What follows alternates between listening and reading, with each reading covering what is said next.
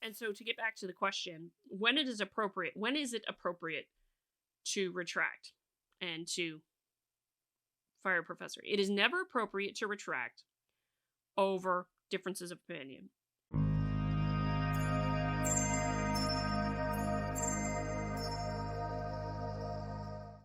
Okay.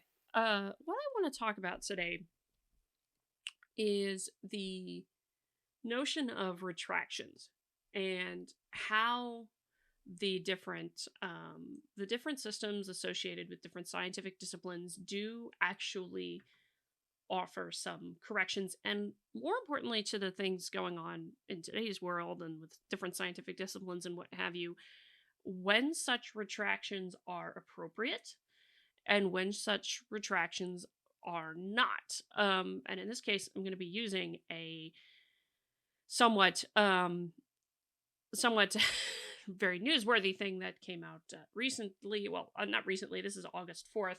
I keep seeing it being retweeted again recently, which is strange because it's actually not all that recent. Um, but it is worth using this as a leaping off point to talk about that. Now, this is actually a particular discipline that is criminology, which is basically just defined as the study of crime and criminals, if you will. So, criminology as a discipline is an interdisciplinary study of crime and deviant behavior. Let me go here real quick. See, criminology. The interdisciplinary study of crime and deviant behavior. It is a multidisciplinary field of both the behavioral and social sciences, which draws primarily upon the research of sociologists, political scientists, economists, legal sociologists, psychologists, philosophers, psychiatrists, social workers, biologists, social anthropologists, scholars of law and jurisprudence, as well as the process that defines the administration of justice and the criminal justice system. So, the interests of criminologists include the study of the study of nature of crime and of criminals, origins of criminal law, etiology of crime, social reaction to crime, the functioning of law enforcement agencies, and penal institutions. So, just to give you background, because this is the topic we're going to get into. In July, a particular professor was fired from his position at a university, owing to the headline here that you see in front of you. Faking data to prove lynching, faking data for a study, as well as having 6 studies retracted, which is actually quite remarkable to have that many studies be retracted in a lot of disciplines. Most of the time that it's actually, for scientists doing a great deal of good work, it is actually rare to have a retraction. And it is not considered to be a very good mark on your career when it does happen, and hence the reason it should be sparing when retractions happen and reserved for some of the most grievous offenses. In this case, being research fraud as a grievous offense, unethical behavior, and the like here. And we're going to talk a little bit about this one and use this case as an example. I've got the notes from Retraction Watch also. This is in vast contrast to the recent retraction of the paper on ROGD, or Rapid Onset Gender Dysphoria by Diaz and Bailey, which was retracted for very spurious reasons having to do with basically a mob wanting it not be published, essentially. But before we begin, and before I forget, if you're not a member of Wokescreen yet, you should be a member. We just had another games night last week, which was a fabulous time. Wokescreen is the place for building a home for disillusioned cultural refugees, and science is technically somewhat connected to the culture, so I myself am a Wokescreen member. So you can find me over there quite frequently. And there's lots of different good old things going on with different store for folks to sell their cultural wares and artistic wares and all those kinds of jazz. And so in the near future, if you sign up for a membership of any tier, be it monthly or annual or what have you, using my promo code ScioSophia, you will get 10% off of your membership. I highly encourage it. We're building community one step at a time, as well as doing things to help change the culture for the better. Get back to a liberal enlightenment or a classical liberal or enlightenment values kind of approach to things as opposed to the insanity that is going on currently. So promo code ScioSophia, you get 10% off your first month or your first year or whatever package that you sign up for, because there's many different options right here under, whoops, well, I'm not signed in right now, but right under the support tab, you will see it right in here under support. There are many different options that you can pick from. Now back to the video. From the New York Post, professor fired for, quote, faking data to prove lynchings make whites want longer sentences for blacks. 6 studies retracted. This is from the New York Post. Florida State University criminology professor Eric Stewart was the guru of the claim that systemic racism infects America's police and American society. Now he's out of a job on account of extreme negligence in his research. Now, this is not just about a retraction. This is also about the rare case when a professor is fired from university. And yes, it is rare for mostly good reasons, in that we do have our academic freedom as professors and different research scientists and faculty and what have you. Should not be just fired for difference of opinion. This might be a case where it is entirely valid in this particular instance. The academic was fired after almost 20 years of his data, including figures used in an explosive study which claimed the legacy of lynchings made whites perceive blacks as criminals, and that the problem was worse among conservatives, were found to be in question. College authorities said he was being fired for incompetence and false results. Among the studies he has had to retract were claims that whites wanted longer sentences for blacks and Latinos.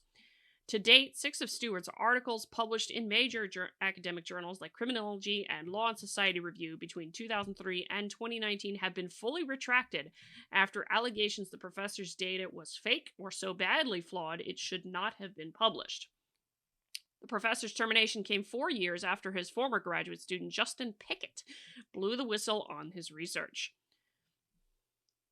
So these are actually the 6 studies in question that have been retracted. Now, I will note that in his Google Scholar profile, there is actually more retractions there just on a control F, but I think there's multiple listings. So that's the 6 that are confirmed is what I would go with at this point.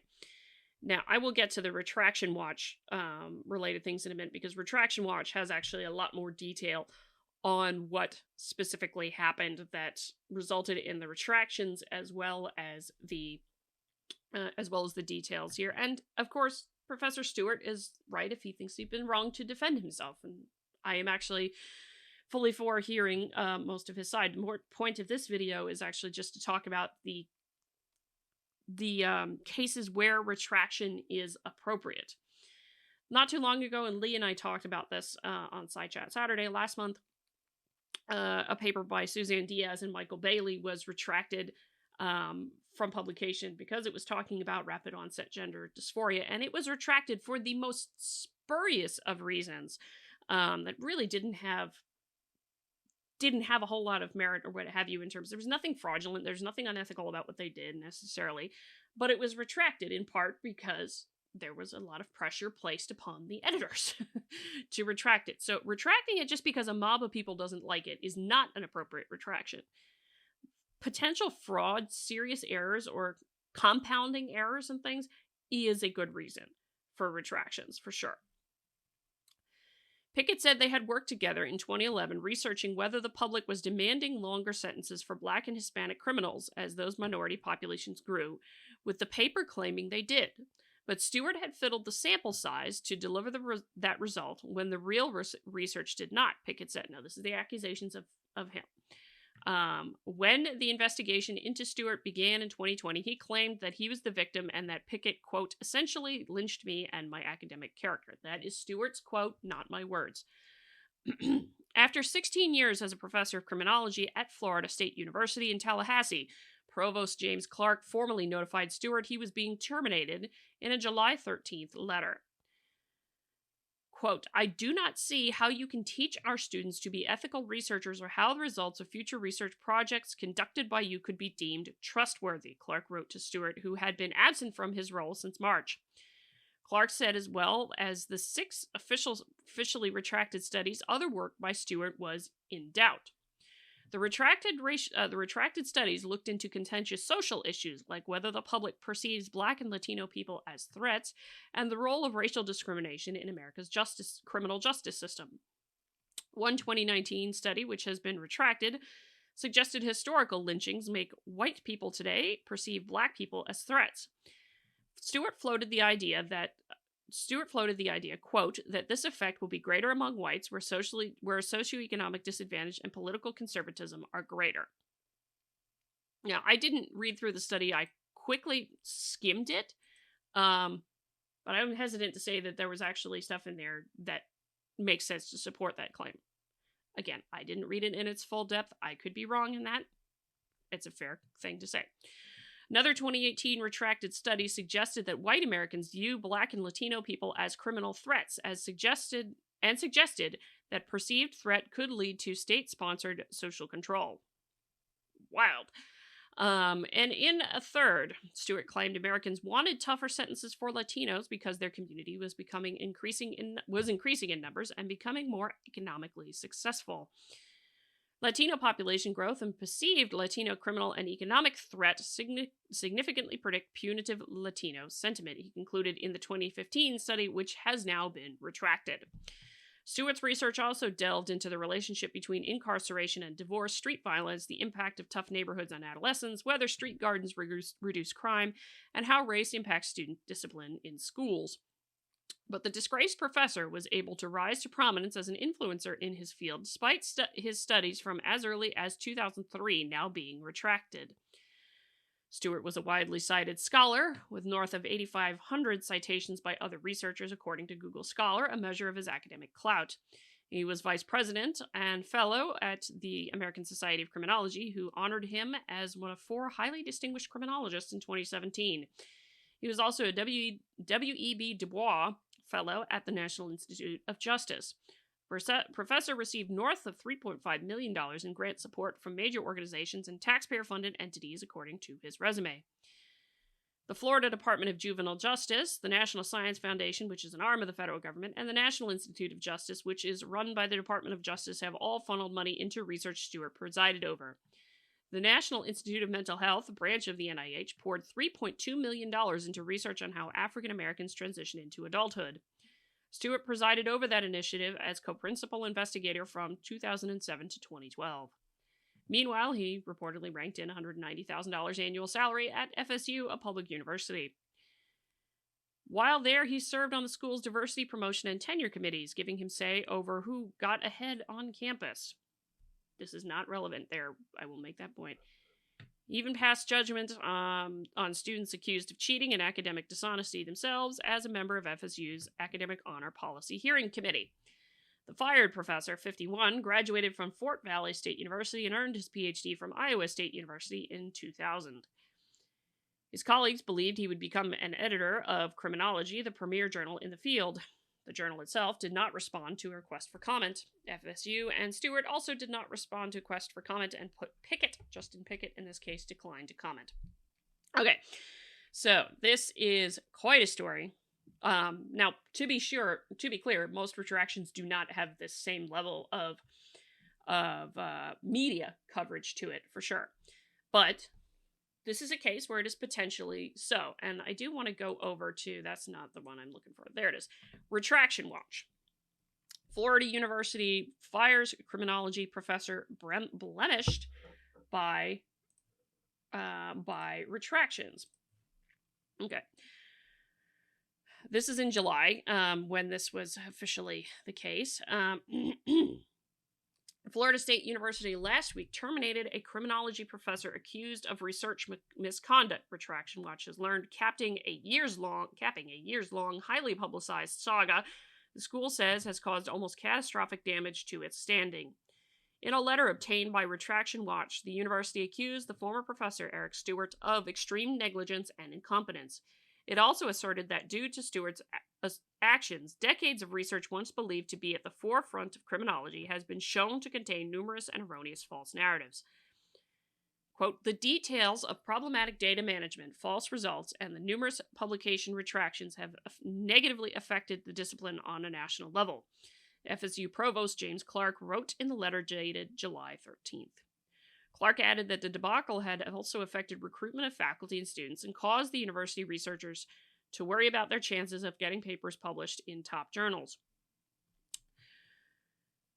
The damage to the standing of the university, and in particular the College of Criminology and Criminal Justice and its faculty approaches the catastrophic and may be unalterable. Stewart, whose work focuses on racial disparities in the criminal justice system, could not be reached for comment. He was hired by FSU in 2007. Misconduct allegations date back to 2019 when one of Stewart's co-authors, Justin Pickett, suggested in emails to the university that Stewart had, quote, falsified data and findings. Pickett grew suspicious of his former collaborator following an email from a John Smith outlining the problems with 5 of Stewart's papers. A 27-page article that Pickett posted on a preprint server later that year detailed his concern about one of the studies, as we reported at the time. All 5 of the papers, along with the 6, have since been retracted. The decision to terminate Stewart, which he called arbitrary and capricious in a long response, with an appendix to FSU earlier this year. Okay, I'll have to see about that myself. That's not showing. Interesting, that's not working right. Okay, I guess I can't show that. To FSU earlier this year comes after years of bitter feuding. As revealed by dozens of internal documents obtained by Retraction Watch and made public here for the first time, the researcher vehemently defended himself against his critics. At one point, he told his colleagues in an email that Justin Pickett had essentially lynched... Well, we've already read that one before. On another occasion, Stewart claimed that the baseless allegations against him serve as a means of harassment, as well as a waste of time and resources. And that's his opinion. He is right to think. He is right to have an opinion. Doesn't mean his opinion is correct necessarily, but he is right to have an opinion.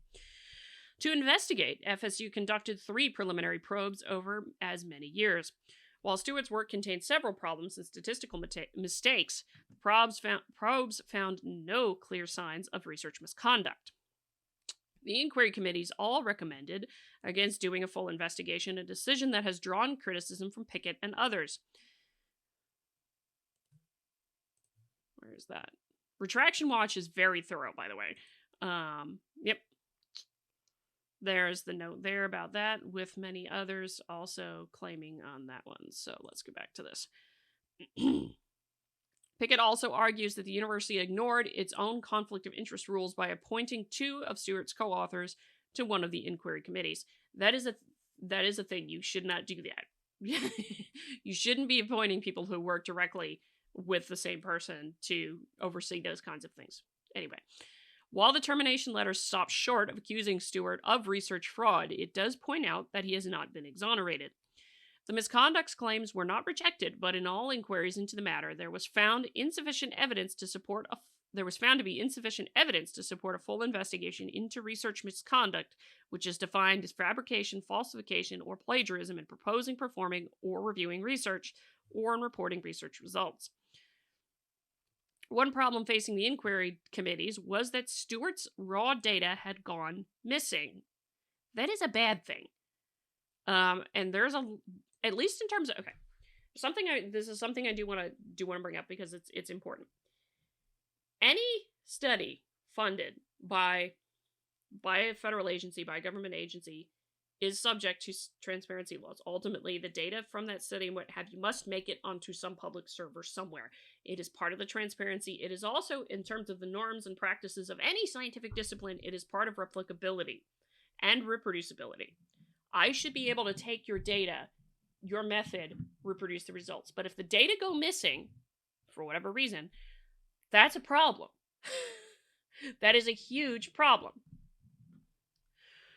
Allegedly, he handed over 3 data files to the university in July of 2019, but the school since lost the files, as one of its lawyers explained in an email this year to the U.S. National Science Foundation Office of Inspector General, which investigates grant fraud. However, Stewart later admitted that he had not handed over the raw data to the university, as he had not been asked to do so.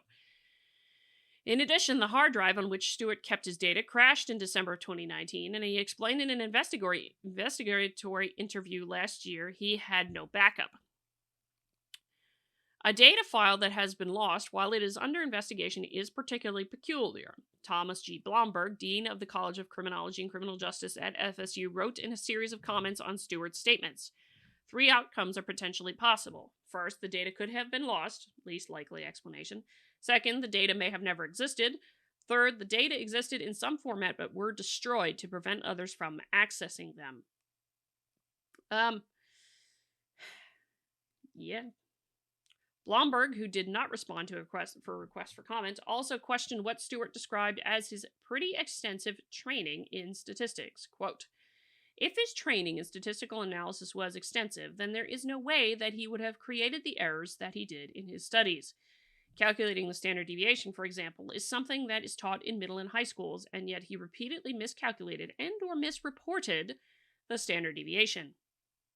In an overview of Stewart's research, Blomberg listed 16 studies published over 17 years that all had indicators of impossible results and erroneous statistics. Quote, there were no errors that could be explained away by human error or analytical decisions, as they were detected across multiple studies using different data that employed a variety of methodological and statistical approaches. In short, the problematic indicators were found to be pervasive in his studies and were not confined to just a single problematic indicator, and were detected across a lengthy stretch of his academic career, providing compelling documentation of flagrant research incompetence. Some of these studies are linked to federal grants, according to one of the inquiry reports, which, if it's linked to a federal grant, the data must be publicly available, and increasingly they are also asking that your programming code be publicly available. Increasingly, that's a request.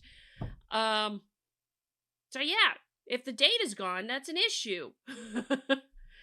The probe concluded that based on available evidence, there is little reason to believe the anomalous standard deviations are due to research misconduct as opposed to honest error. Okay. In March, after Stewart received a letter describing his university's intent to terminate him, and he was put on administrative leave, he requested that his case be reviewed by a university peer panel. Of the 3 members of that panel, only one supported his termination, another recommended less severe punishment, while a third found disciplinary action unwarranted. In the termination letter, Clark said Stewart had, quote, distorted some important facts in the information he had shared with the panel, which could have swayed some members in his favor. In conclusion, Clark wrote, I do not see how you can teach our students to be ethical researchers, or how the results of future research projects conducted by you could be deemed as trustworthy. Therefore, I am proceeding with your determination. Your termination. Okay. There's a lot going on with this. As you might tell from the long storyline here, this particular case has been going on for a long time. Now, I do not make myself any judgment on whether Professor Stewart has done wrong or done flagrant things like that. My mere comment in this, with respect to this topic in general, is to go after the question of when it is appropriate to retract articles and when it is appropriate to engage in this level of discipline with the university. And according to the findings of the university, as well as the findings of the journals in question, which, as is the case with most things, the articles don't themselves usually disappear, but there are notes about the fact that, no, this thing was retracted for very good reason. And I will note that oftentimes these retractions are most of the time collaborative. There's a recognition that something went wrong. What makes this case particularly egregious is the number of retractions and the continued, the length of things here. That there seems to be a lot of these kinds of errors in other studies, as this other particular person noted, the dean of the college noted 16 studies in 17 years where you seem to have consistent errors. And so to get back to the question, when is it appropriate to retract and to fire a professor. It is never appropriate to retract over differences of opinion. It is never appropriate to retract over small errors in singular, in a singular study. Because those things can be corrected. You can actually do errata with research articles. That doesn't mean you intentionally did it. But you should never retract for differences of opinion. You never should retract just because a mob of people don't like your article. That happened with Michael Bailey and Susanna Diaz and their ROGD paper. That was an inappropriate retraction. You can see more for that on Unsafe Science on Substack. But this kind of a case, you don't know for sure. There's not enough here in this for me to make the judgment, and obviously the university itself didn't make the judgment that there was outright fraud committed. But I'm kind of inclined, if there were some very simple errors repeated many, many times in many, many studies, that there is a gross degree of incompetence there. Perhaps, I'm going off of what I've read, so please, if there's something else I'm not seeing, go ahead. And that is a case example where if there's many repeated errors like that, and significant errors where it could potentially change the results and the outcome, then that is grounds to retract the study. It's not in my mind if it would if the error and correcting the error doesn't necessarily change the results of the study. But when there's repeated errors and a lot of things, and seems to be fudging of things going on and what have you, and it's really dang creepy when a data file disappears, particularly when it was subject to the investigation. It is really very creepy. That puts me in the realm of it should be retracted. For sure. And of course, the greatest one, if it is outright fraud, then yeah, it should definitely be retracted. Where is it? The data file was missing. What was it they talked about in Retraction Watch? But it's a bit of a sliding scale with some of these things, but there are definitely appropriate times when things should be retracted. Based on the evidence in front of me, with some of the stuff in here and some of the links that are in here with the with the interviews and the comments and the back and forth and what have you, and I don't think initially Florida State handled the inquiry correctly, because you shouldn't have had two of his co-authors be on the peer panel. That was a clear conflict of interest. So I can agree with the critique there of Florida State University with that. But this is a clear case when retraction should happen in any kind of scientific discipline. To me, this is a clear case. But in terms of just generalizing it, when there's repeated things where repeated significant errors in a study that could change the results, fraud outright, absolutely.